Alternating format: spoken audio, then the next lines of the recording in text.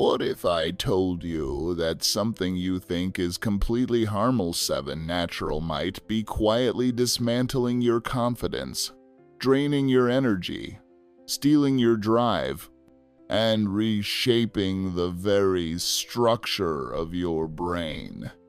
Yes, I'm talking about masturbation, a word often whispered behind closed doors, joked about with nervous laughter, or simply brushed off as no big deal. But what if it's not as harmless as we've been told? What if it's a trap? For years, society has fed us this narrative. It's normal. Everybody does it. It's healthy. It's even good for you. And to some extent, yes, exploring your body is a natural part of being human. But there's a difference between occasional release and compulsive behavior, between knowing why you're doing something and being controlled by it.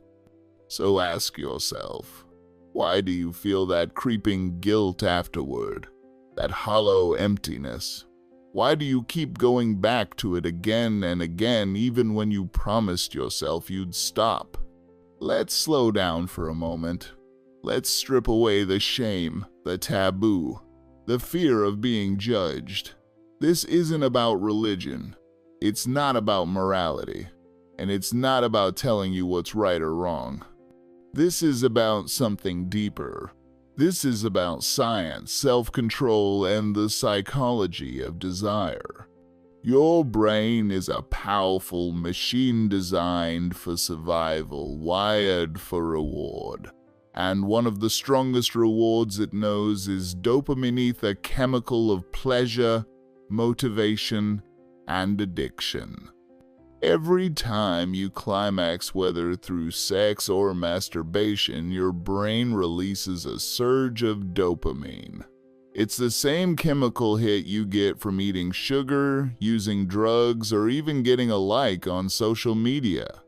That surge feels amazing. But here's the catch. Dopamine doesn't just make you feel good, it conditions you. It teaches your brain to repeat whatever triggered it. And that's where things begin to spiral. What started as curiosity or stress relief becomes a daily habit. Then twice a day. Then 3 times.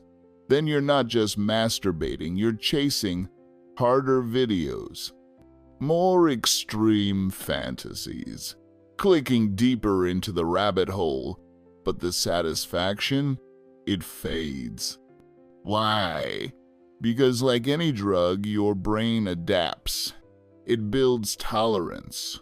What once thrilled you now barely moves you, so you go harder, more frequent, more twisted, and suddenly you're hooked.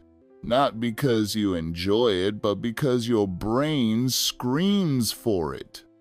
This is where addiction starts. This is where you stop being in control. This is where you become the servant of your urges. The DSM, the Diagnostic and Statistical Manual used by psychologists, labels this condition as hypersexuality disorder.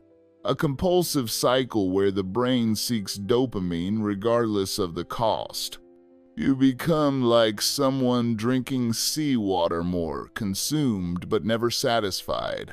The more you indulge, the emptier you feel. But here's the thing. You are not alone, and you are not broken. There is a way out, not through shame or guilt, but through awareness. Through self-mastery, and through the timeless wisdom of those who came before us. The Stoic Seneca, Marcus Aurelius Epictetus understood something modern society seems to have forgotten, that true strength does not come from feeding every desire. It comes from the ability to say no, to rise above impulse, to rule yourself. Seneca once wrote, "He is most powerful who has power over himself." Let that sink in. Real power isn't domination over others. It's dominion over your own mind, your own habits, your own appetites. The man who can master himself, his cravings, his emotions, his fiercest, unstoppable. Marcus Aurelius, emperor and philosopher, once meditated on this idea. You have power over your mind, not outside events. Realize this and you will find strength. That strength doesn't come from temporary pleasure. It comes from discipline, from choosing long-term peace over short-term indulgence, from starving what weakens you, and feeding what empowers you. Even Epicurus, often wrongly portrayed as a champion of pleasure, warned that unbridled lust destroys the soul. True pleasure, he said, is found not in indulgence, but in freedom from pain, freedom from craving. Let me tell you a story. A friend of mine, someone ambitious, intelligent, full of potential, fell into the same trap many of us do. What started as a way to cope with stress became a daily ritual. He would masturbate once, twice, sometimes 3 times a day, and every time he felt worse. Not just physically, but emotionally, like he was losing himself. He tried to stop. He deleted apps, blocked websites, even took cold showers, but nothing worked, because he didn't understand the root of it wasn't about willpower. It was about wiring. Then one day, he stumbled upon Stoicism, not as a cold, harsh philosophy, but as a warm mirror, a way of seeing himself clearly. He began journaling, reflecting, practicing mindfulness. He stopped reacting to every urge and started observing them. Slowly, the fog lifted. The urges didn't vanish, but they lost their power. And for the first time, he felt something deeper than pleasure, peace. So I ask you, what are you doing with your time?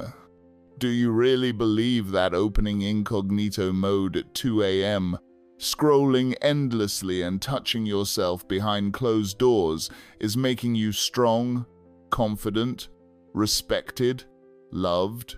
Deep down, you know the answer. You know that this isn't helping you become the man or woman you're meant to be. You weren't created for mediocrity. You were made for greatness. But greatness doesn't come easy. It doesn't come from comfort. It comes from discomfort. From resisting what's easy so you can earn what's extraordinary. Every time you say no to a destructive urge, you build inner strength. Every time you choose purpose over pleasure, you grow. Every time you control your mind instead of letting it control you, you win.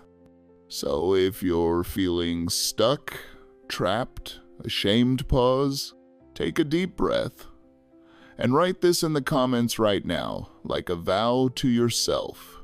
I am a powerful person. I control my mind. I choose what empowers me. Say it again, out loud. Own it, because it's true. You are not alone. You're not the only one struggling, but you can be one of the few who rises, the few who chooses mastery over misery, the few who dares to reclaim control. If this message spoke to you, if it hit a nerve, then join us. Subscribe, turn on the bell icon. We're building a space for warriors, for men and women who want peace, purpose, clarity, and power. You're not weak. You're waking up. And this is just the beginning.